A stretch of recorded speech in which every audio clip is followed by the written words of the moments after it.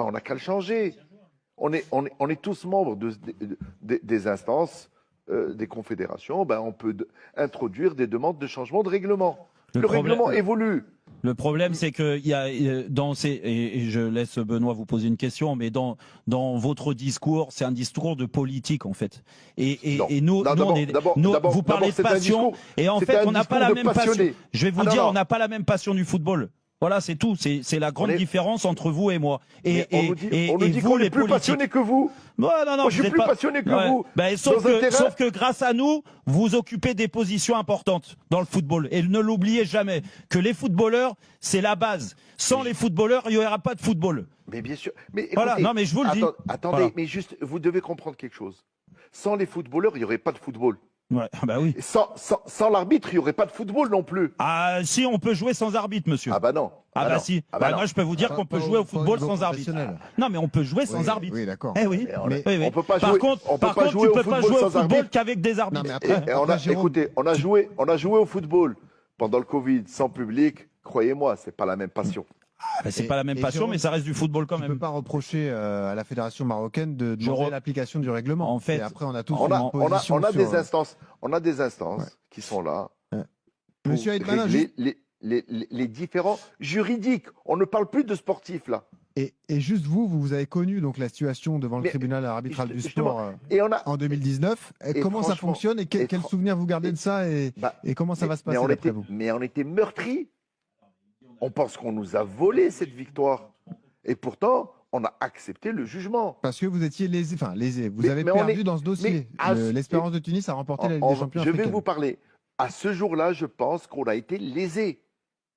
Mais ça ne veut pas dire qu'on ne doit pas respecter les jugements de nos instances. Parce qu'après, sinon, excusez-moi, je sais pas, j'ai pas l'impression que les joueurs se sont lésés. Moi, j'ai pas eu un discours d'un joueur marocain dire ah c'est un scandale que les Sénégalais soient partis. On méritait de la gagner la finale. Non, mais je vous dis, et Walid Regragui qui est parti de la sélection, demandez-lui si il a accepté aujourd'hui d'être vainqueur de la CAN. Ah mais ça c'est c'est sûr que c'est autre chose. Non mais c'est autre chose.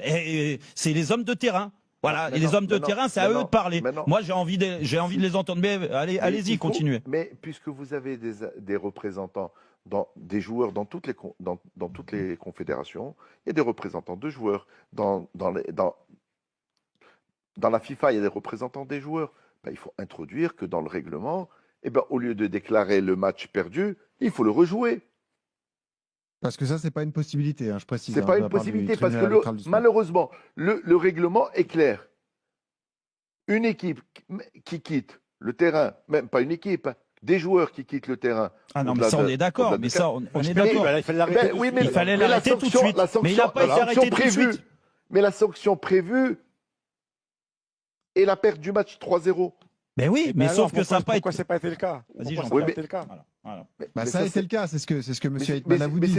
Mais justement, c'est le cas. Alors pourquoi on a repris le match? Si le match était perdu, pourquoi on a repris le match? Et maintenant, vous et moi et nous tous, il y a encore une instance qui s'appelle le TAS.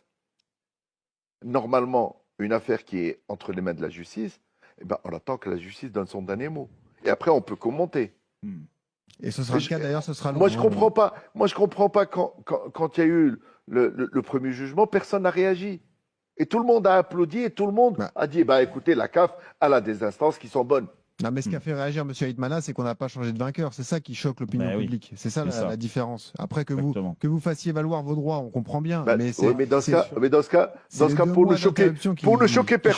pour ne choquer personne, les perdants, ils n'ont jamais le droit de réclamer autre chose. Et les perdants, on les déclare toujours perdants. Donc,